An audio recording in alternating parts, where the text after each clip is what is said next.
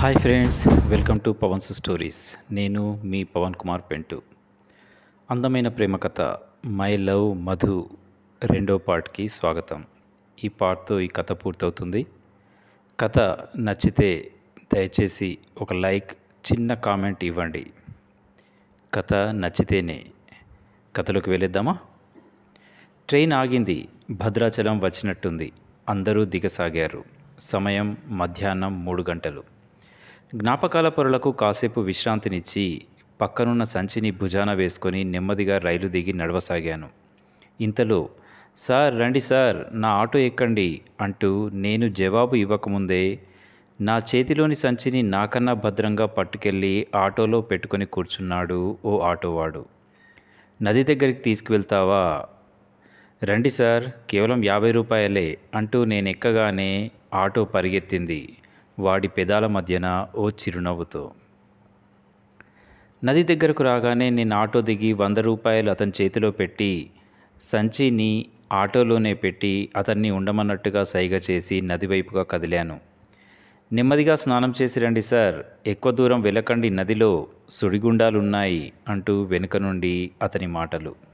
గోదావరి మధు చెప్పినట్టే అందంగా అద్భుతంగా ఉంది. నాకెందుకో మధును చూసినంత ఆనందంగా ఉంది. ఒక్కసారి ఇందులో స్నానం చేస్తే చాలండి, మనం చేసిన పాపాలన్నీ హుష్కాకి అయిపోతాయట అని మధు చెప్పేది విప్పారిన నేత్రాలతో. అలా ఆలోచనలతోనే స్నానం కానిచ్చి అదే ఆటోలో గుడికి బయలుదేరాను. గుడి అద్భుత గోపుర శిఖరం చూసి నా మనసు పులకించింది. రామయ్య కోసం రామదాసు కట్టించాడటండి, అద్భుతంగా ఉంటుంది మరి అని మధు చెప్పేది. ఇంతలో, సార్ ఇదిగోండి పూజా సామాగ్రి అంటూ ఓ పూల బుట్టలో అమర్చిన వస్తువులన్నీ నా చేతికి అందించాడు ఆటోవాడు. నవ్వుతూ 50 రూపాయలు సార్ అంటూనే 100 రూపాయల నోట్ తీసి అతనికిచ్చి నా సంచిని ఆటోలోనే పెట్టి మెట్ల వైపుగా నడవసాగాను. అతనికి అర్థమైనట్టుంది.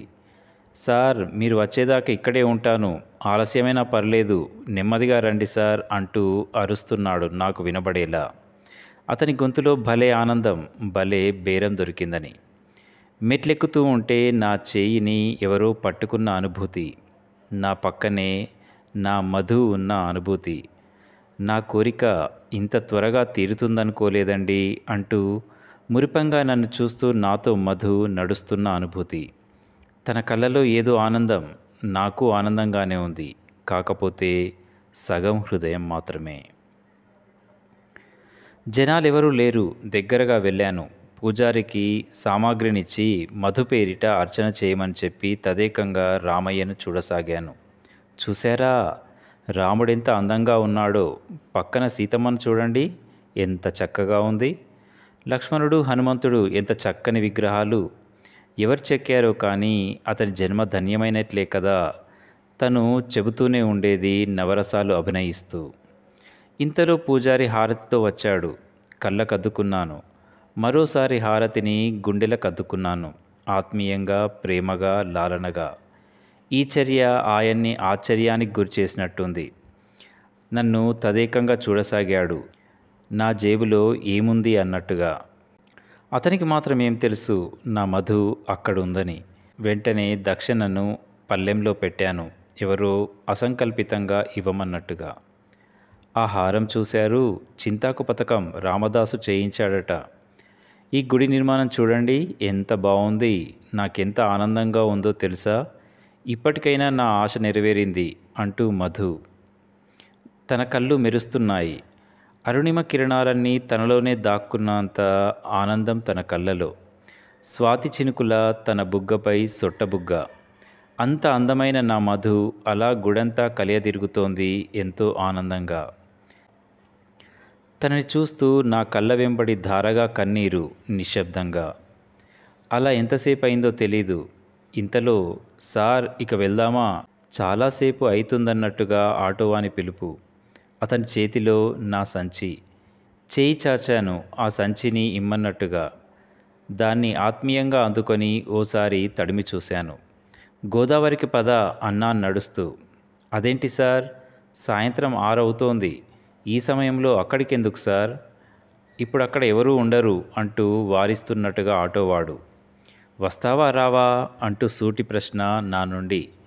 మీ ఇష్టం సార్ అంటూ అయిష్టంగానే ఆటో కదిలించాడు.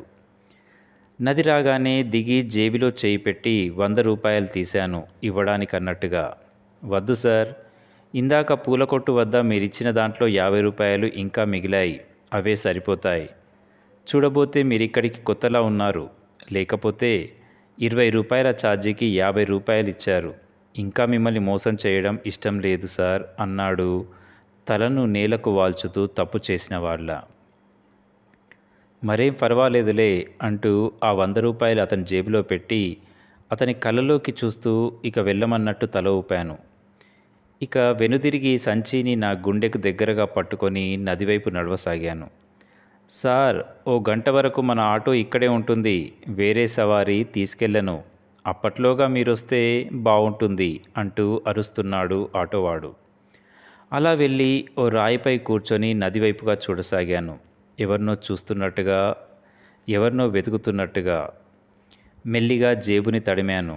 లోపల మధు ఫోటో చిలిపిగా నవ్వుతూ. గోదావరి పరుగుల తెరలు తెరలుగా, చల్లని గాలిలా, హాయిగా, తేలికగా. గోదావరి ఒడ్డున ఇసుక తెన్నెల మీద మీ భుజం మీద ఒదిగిపోతూ, సంధ్యవేళ మీతో కబుర్లు చెప్పాలని ఉందండి అనేది మధు తీయగా. సంధ్యాకిరణాలు నదిపై వాలి ఎగిరి మనిద్దరి మీద పడుతుంటే ఎంత ఆనందంగా ఉంటుందో తెలుసా అంటూ నా కళ్ళలోకి చూసేది, అర్థమైందా అన్నట్టుగా. ఆ నీలికళ్ళ చాటున అమాయకత్వం, ఆశ నన్ను నిలువెల్లా తన దగ్గర బందీని చేసేవి. అంత ఇష్టం తనకు నేనంటే. పెళ్ళై 2 సంవత్సరాలైంది, కనీసం వచ్చే సంవత్సరమైనా భద్రాచలం చూపెడతారా అంటూ తన ఆశ బయటపెట్టింది ఒక రాత్రి తదేకంగా నా కళ్ళలోకి చూస్తూ. ఆ చూపు నా మనసును చదివేసేటట్టుగా ఉంది. సరే అన్నాను తన మాట కాదనలేక. అంతే, ఒక్కసారిగా నన్ను కౌగిలించుకుంది గట్టిగా. వెంటనే మరెప్పుడు వెళ్దాం అంది కళ్ళతో ప్రశ్నిస్తూ, కాస్త అనుమానంగా. సరిగ్గా 4 రోజుల్లో నా పుట్టినరోజు ఉంది కదా, అదే రోజు బయలుదేరదాం అన్నాను తన మొహంలోని అందమైన చిరునవ్వును చూస్తూ. తర్వాత 10 రోజులకే నా మధుమాసం నన్ను వీడింది. ఏమైందో తెలీదు. తెలియని జబ్బు నా మధుని నా నుంచి, నా కౌగిలి నుంచి దూరం చేసింది. నా కోరిక తీరుస్తారు కదూ అంటూ ప్రమాణం చేయించుకొని మరీ నా మధు నన్ను వీడింది, నన్ను ఒంటరిని చేస్తూ. ఆ సమయంలో మా ఇద్దరి కళ్ళలో కన్నీరు. నే మాట ఇచ్చినందుకు తనకు, నా ప్రాణం నన్ను వీడుతున్నందుకు నాకు. ఒక్కసారిగా నా గొంతు పెగిలింది. నా హృదయం పగిలినట్లుగా నా రోదన మిన్నునంటింది. నా ప్రాణం పోతున్నట్టుగా నా శరీరం వనకసాగింది. అలా ఏడుస్తూనే సంచిని తడిమాను. అందులోంచి ఓ కలశాన్ని నెమ్మదిగా, జాగ్రత్తగా చేతుల్లోకి తీసుకొని నదిలోకి నడవసాగాను. ఆ కలశాన్ని నా గుండెకు చేరువగా, నా శ్వాసకు చేరువగా, నా పెదవులకు దగ్గరగా అదిమి పట్టుకొని నదిలోకి నడుస్తున్నాను. ఏడుపు ఆగట్లేదు, నా నడక ఆగట్లేదు. దాదాపు పరిగెడుతూనే ఉన్నాను మధుకి దగ్గరగా. ప్రవాహ వేగం పెరగసాగింది. నా జ్ఞాపకాల వేగం కూడా అంతే వేగంగా నన్నల్లుకోసాగింది. నా మధు నా ఎదురుగా ఉన్నట్లుగా, నన్ను రమ్మన్నట్లుగా, తన కోరిక తీర్చినందుకు నన్ను కౌగిలిలోకి ఆహ్వానించినట్లుగా, నా చేతి కందేంత దూరంలోనే తాను ఉన్నట్లుగా నా నడక ఆ నీటిలో సాగుతూనే ఉంది. వెనుకెవరో పిలుస్తున్నట్లు కేకలు. సార్, ఏం చేస్తున్నారు? ఎటెళ్తున్నారు? అయ్యో సార్, అక్కడ సుడిగుండం ఉంది, వద్దు వద్దు సార్, ఇంకా ముందుకెళ్ళొద్దు, దయచేసి వెనక్కి రండి. పాపం అరుస్తూనే ఉన్నాడు ఓ సాటి మనిషిలా ఆ ఆటోవాడు.